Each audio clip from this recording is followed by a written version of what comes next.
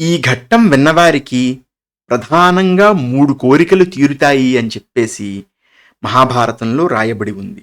ఇమం తు వంశం నియమేన యః పఠేత్ మహాత్మనా బ్రాహ్మణ దేవ సన్నిధౌ అపత్యలాభం లభతే స పుష్కలం శ్రియం యశః ప్రీత్య చ శోభనాగతిం.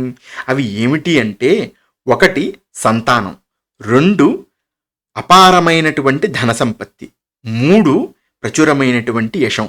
నియమంగా రోజూ దీన్ని విన్నా చదివినా ఈ కోరికలన్నీ తీరుతాయి అని చెప్పేసి మహాభారతంలో రాయబడి ఉంది. అందుకుని ఈ కథని పూర్తిగా వినండి.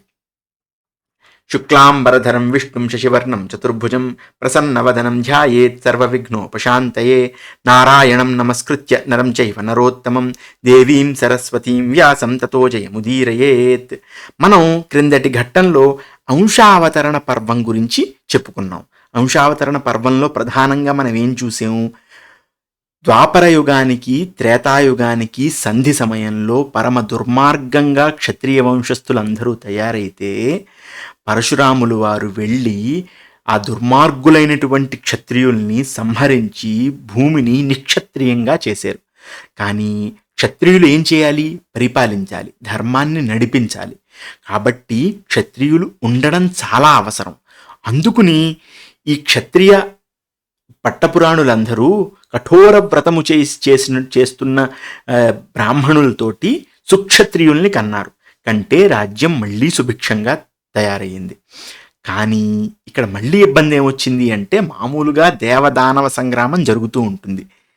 దేవతలేమో అమృతం తాగేరు, వాళ్ళు అజరులు అమరులు ఎప్పుడు ఎల్లప్పుడూ అలాగే ఉంటారు. కానీ రాక్షసులు తాగలేదు, వాళ్ళు నశించిపోతారు, మరణిస్తారు. అందుకుని వీళ్ళు మరణించి ఈ రాక్షసులందరూ మనుష్య రూపంలోనూ రకరకాల మళ్ళీ జన్మలు ఎత్తుతూ ఉండేవారనమాట. ఎందుకు ఎత్తేవారు మనుష్య రూపంలో జన్మ అంటే, మనిషి కర్మ చేసి తన గతుల్ని మార్చుకోగలడు. అందుకుని వాళ్ళు మనిషి కింద పుట్టి కర్మ చేయడానికి మనిషి కింద పుట్టేవారు.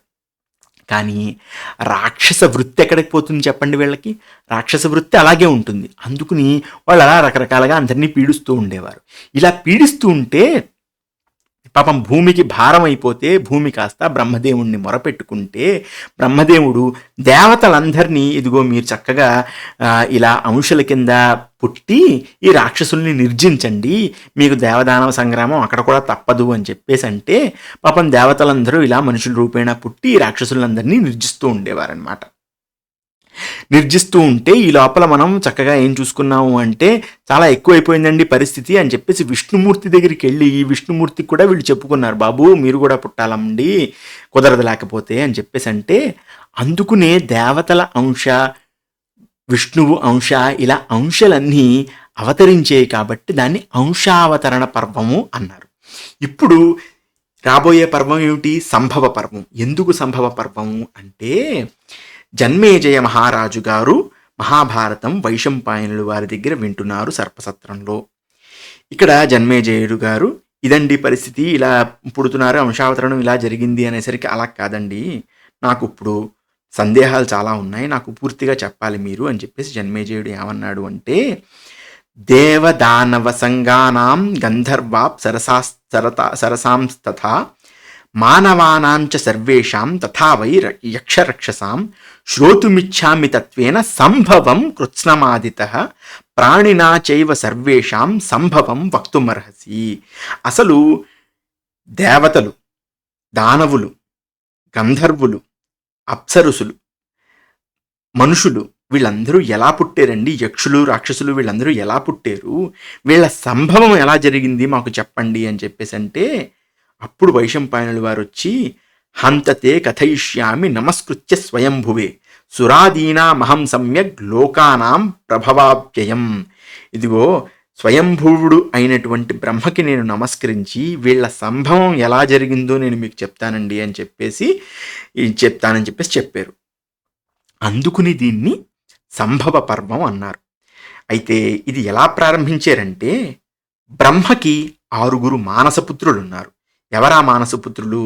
బ్రహ్మణో మానసాః పుత్ర విదితాః షణ్మహర్షయః మరీచిరత్ర్యంగిరసో పులత్స్య పులహః క్రతుః. మరీచి, అత్రి, అంగిర, పులత్సుడు, పులహుడు, క్రతువు.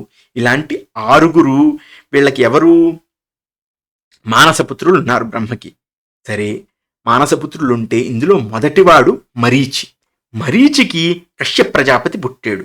మరీచే కశ్యప పుత్ర కశ్యపాత్తు ఇమా ప్రజా. ఈ మరీచికి కశ్యపుడు పుట్టాడయ్యా. ఈ కశ్యప ప్రజాపతి దగ్గర నుంచే ఈ రకరకాల భూతాలు ప్రజలు వీళ్ళందరినీ చూస్తున్నావు కదా, వీళ్ళందరూ కశ్యప ప్రజాపతి సంతతి అని చెప్పేసని ప్రజజ్ఞిరే మహాభాగ దక్షకన్యా త్రయోదశ 13 దక్షకన్యలని, దక్షుడి యొక్క కూతురుల్ని కశ్యప ప్రజాపతి పెళ్లి చేసుకున్నాడయ్యా. పెళ్లి చేసుకుని చక్కగా వీళ్ళందరినీ కన్నాడు. ఇవన్నీ నువ్వు విందువు గానివి అని చెప్పేసి చెప్పడం ప్రారంభించారు. ఎవరెవరు దక్షకన్యలు అంటే కశ్యప ప్రజాపతి భార్యలు? అదితి, దితి, ధను, కాల, దనాయు, సింహిక, క్రోధ, ప్రాధ, విశ్వ, వినత, కపిల, ముని, కద్రు. వీళ్ళందరూ దక్షకన్యలన్నమాట. వీళ్ళని పెళ్లి చేసుకున్నాడు. సరే, మొత్తానికి మనకేం జరుగుతోంది ఇక్కడ? అదితి నుంచి ఎవరు పుట్టారు అంటే ఆదిత్యాం ద్వాదశాదిత్యా సంభూత భువనేశ్వరా ఏ రాజన్ నా మతస్థాంతే కీర్తయిష్యామి భారత. ఇదిగో అదితికి ఎవరు పుట్టారు అంటే 12 మంది ఆదిత్యులు పుట్టారయ్యా. ఎవరెవరు వాళ్ళు? ధాత, మిత్రోర్యమాశక్రో వరుణస్త్వంశ ఏవచ భగో వివస్వాన్ పూషా చ సవితా దశమస్తథా ఏకాదశస్తథా త్వష్టా ద్వాదశో విష్ణురుచ్యతే జగన్యజస్తు సర్వేషాం మాదిత్యానాం గుణాధికః. ఇప్పుడు ఇందులో 12 మంది ఎవరెవరు? ధాత, మిత్ర, అర్యమ, ఇంద్ర, ఇంద్రుడు అనమాట, మన ఇంద్రుడు, వరుణ, అంశ, భగ, వివస్వాన్, పూష, సవిత, త్వష్ట. 12వాడు ఎవరు? సాక్షాత్తు విష్ణువు. అందుకే సర్వగుణాధికాహ అన్నమాట. అందులో 12వాడికి చాలా ఎక్కువ గుణాలున్నాయి, అందరికంటే చిన్నవాడే గాని చాలా గొప్ప గుణాలున్నవాడు అని చెప్పేసి అన్నారు. ఆ తర్వాత ఎవరు? దితి. దితికి ఎవరు పుట్టారు అంటే ఏక ఏవ దితే పుత్రో హిరణ్యకశ్యపు స్మృత. హిరణ్యకశ్యపుడు అనేటువంటి వాడు ఒకడు పుట్టాడు. నామ్నాఖ్యాతస్తు తస్యేమే పంచపుత్ర మహాత్మన. అతనికి 5 పిల్లలు ఉన్నారు.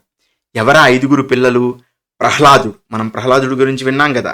ప్రహ్లాదుడు, సన్లాదుడు, అనుహ్లాదుడు, శిబి, భాష్కలుడు.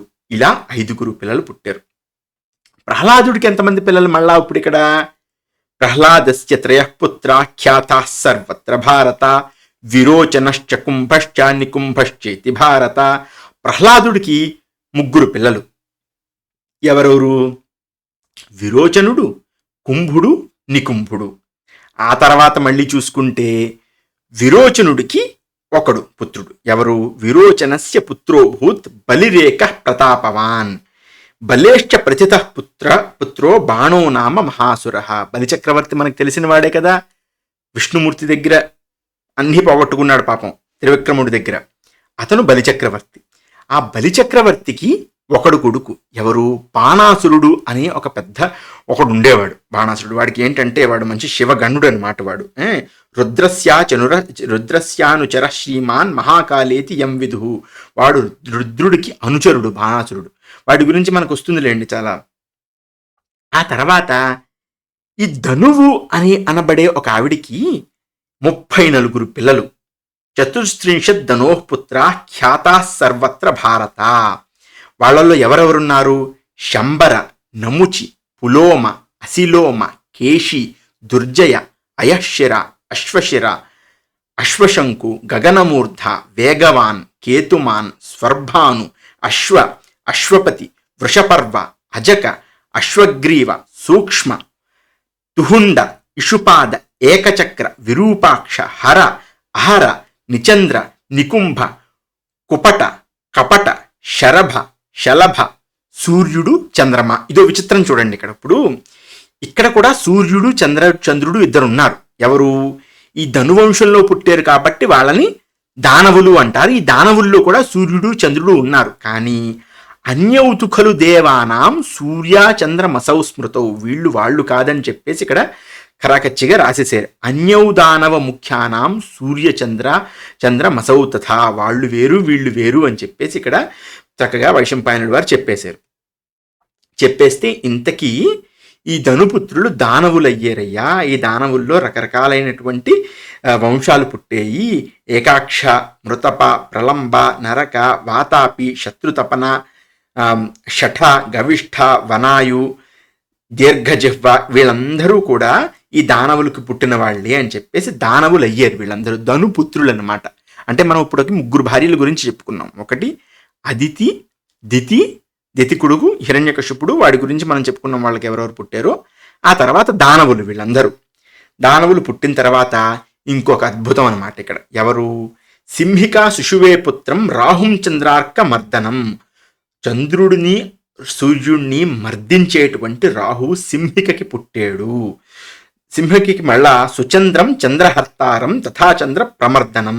వీళ్ళందరూ ఏంటంటే సుచంద్రుడు, చంద్రహర్త, చంద్ర ప్రమర్దనుడు, వీళ్ళు ముగ్గురు కూడా సింహికకి పుట్టారు. అంటే అందరూ దితికి పుట్టేలేదు రాక్షసులు. మళ్ళీ ఇందులో రాక్షసులు ఉన్నారు, దానవులు ఉన్నారు, అలా రకరకాలుగా ఉందన్నమాట. అంత పూర్తిగా అంతలా ఉందన్నమాట మనకి తెలుసుకోవాల్సిన విషయాలు. చాలామందికి చాలా విషయాలు తెలియవు. సరే, ఇప్పుడు ఏంటంటే ఇప్పుడు మనం ఇంతకుముందు ఎవరి గురించి చెప్పుకున్నాం? సింహిక గురించి చెప్పుకున్నాం. ఇప్పుడు మనం క్రోధ అనబడే ఒక ఆవిడ గురించి చెప్పుకుంటాం. క్రోధకి 4 పుత్రులు పుట్టారు. ఎవరు? క్రూర స్వభావం క్రూరాయ పుత్ర పౌత్ర మనంతకం. చాలా మంది పుత్రులు పౌత్రులు ఉండేవారు. గణః క్రోధవశో నామ క్రూర కర్మ అరిందమ. వీళ్ళల్లో ఇలా గణుడు, క్రోధవశుడు, క్రూరకర్మ ఇలాంటి వాళ్ళందరూ ఉన్నారు. ఆ తర్వాత ధనాయు అని చెప్పేసి ఇంకొక ఆవిడ ఉంది. ఆ ధనాయు ఎవరు? మళ్ళీ ఈ కశ్యప ప్రజాపతి భార్య దక్షకన్య. ఈవిడికి 4 పిల్లలు పుట్టారు. ఆ 4 పిల్లల్లో ఎవరెవరున్నారు మనకి? విక్షర, బల, వీర, ఆ తర్వాత వృత్రాసురుడు పుట్టాడు. వృత్ర సంహారం ఒకటి ఉంటుంది కదా మనకి, ఇంద్రుడు వజ్రాయుధంతో వృత్రుడిని చంపాడని చెప్పేసి. ఆ వృత్రాసురుడు పుట్టింది ధనాయుకి పుట్టాడు. ఆ తర్వాత కాల అనబడే ఇంకొక ఆవిడ ఉంది. అందులో కూడా చాలామంది పెద్ద పెద్ద రాక్షసులు వీళ్ళు పుట్టారు, దానవులు పుట్టారు. ఎవరు? వినాశన, క్రోధ అంతా క్రోధశత్రు అని చెప్పేసి కాలాకి పుట్టారు. ఈ కాలకేయులు అని చెప్పేసి అంటారు కదా, ఇలా ఆ కాలకేయులందరూ కాలాకి పుట్టిన వాళ్ళు అనమాట. ఆ తర్వాత ఎవరికి మనకి ఇప్పుడు మనం చక్కగా శుక్రాచార్యుల వారి గురించి చెప్పుకుందాం. శుక్రాచార్యుల వారి గురించి మళ్ళీ ఇక్కడ వచ్చిందనమాట. అసురాణాం ఉపాధ్యాయ శుక్రతృ వృషిసుతో భవత్ ఖ్యాతాశ్చోష నసపుత్రశ్చత్వారో సురయాజకా. ఈ సురులందరికీ, అంటే ఈ దానవులు, రాక్షసులు, అసురులు వీళ్ళందరూ ఉన్నారు.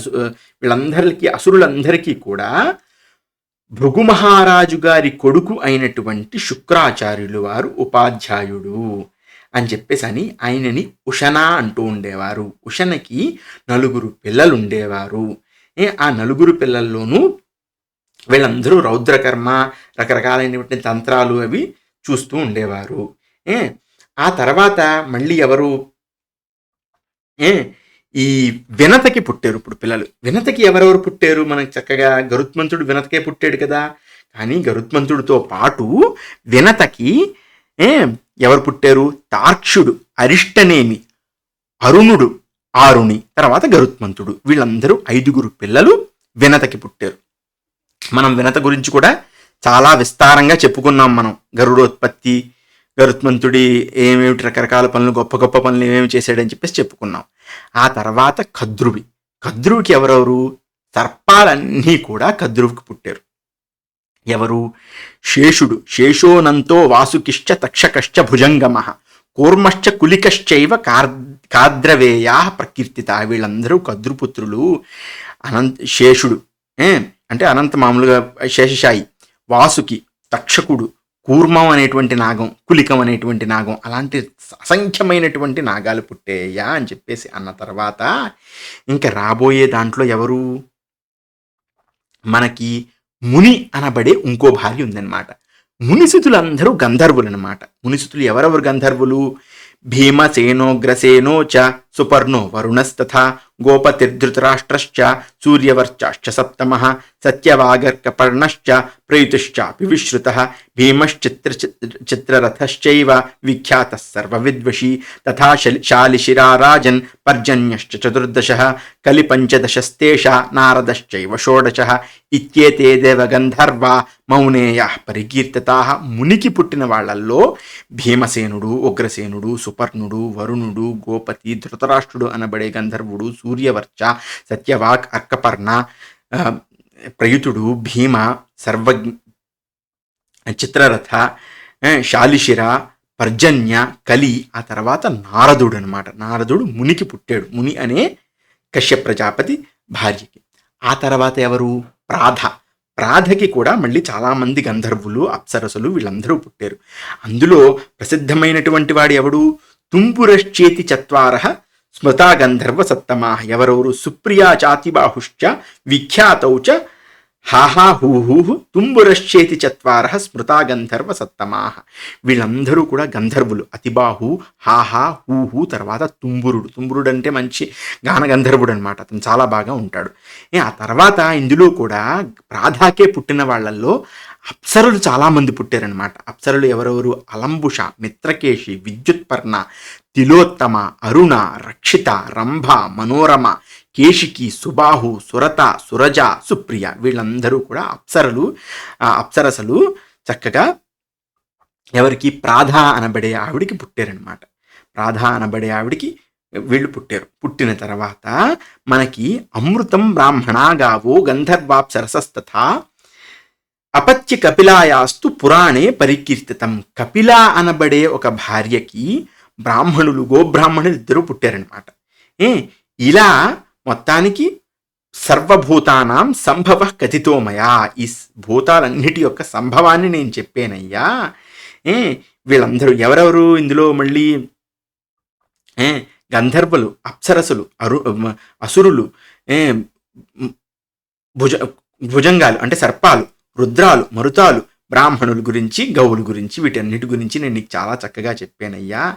ఈ ప్రసంగం వింటే ఆయుశ్చైవ పుణ్యశ్చ ధన్యశ్రుతి సుఖావహ శ్రోతవ్యశ్చైవ సతతం శ్రావ్యశ్చైవ నుసూయత.